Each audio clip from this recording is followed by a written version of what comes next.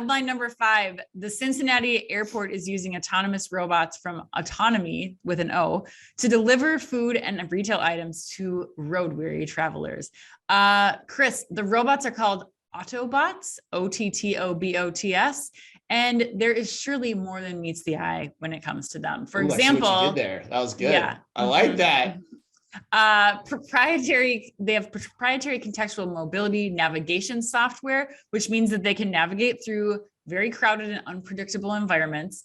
And the OttoBot solution, according to Chain Storage, also offers a comprehensive suite of tools for managing a fleet of robots deployed across different geographies.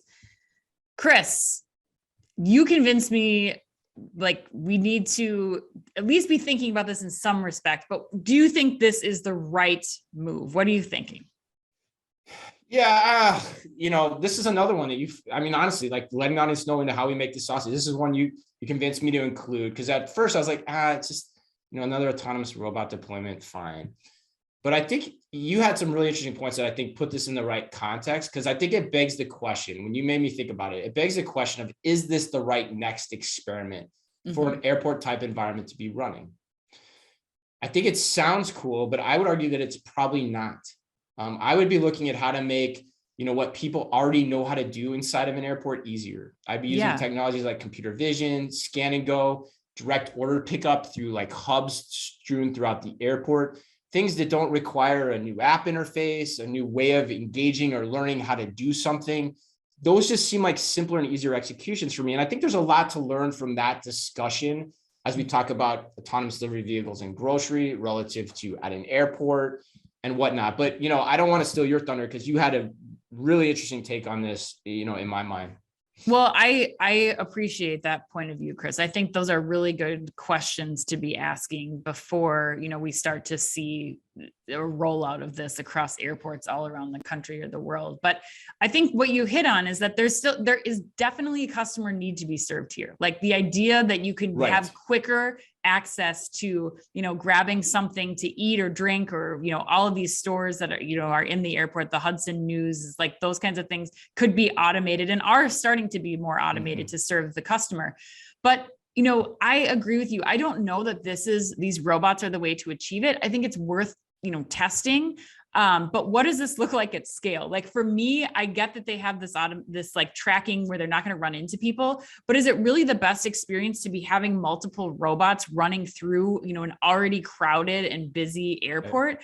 Plus, number one, this is still just one-to-one delivery. This is using resources to get one item to one person. And I think to your point, whether it's, checkout free technology, I would even throw in like locker systems in here. Like, does it make more sense for there to be like locker systems set up in each gate so that, you have one person, one resources, or even one robot at some point in time that's filling multiple lockers within a gate location so that it's not just, I'm getting your one, Snickers bar to one person in this gate. It just seems like a lot of extra movement and effort and resources applied to something that isn't going to be able to scale and really serve the customer need here. Yeah, the one-to-one point was the point I wanted you to bring home specifically, because I think that's an absolutely brilliant insight, Ann. Like, I think it talks to you about why this may be slower to take off and might not even be the right application of this, and your pivot on it's really fascinating. Like, okay, let's combine, take it to a hub spot for pickup, like I was almost talking about before. It also makes me think, final thing we'll say, and then we'll move on to the lightning round. I think it makes me think that the idea of locker pickup as a staging thing for all of retail, like we've seen overseas, is going to continue to gain prominence here over the next few years, because as you start to pivot and iterate on it conceptually, like you just did, the value of them starts to grow as an idea. And it's just going to take more people experimenting with it, people getting, less risk averse to trying it, to try to create these other opportunities for value.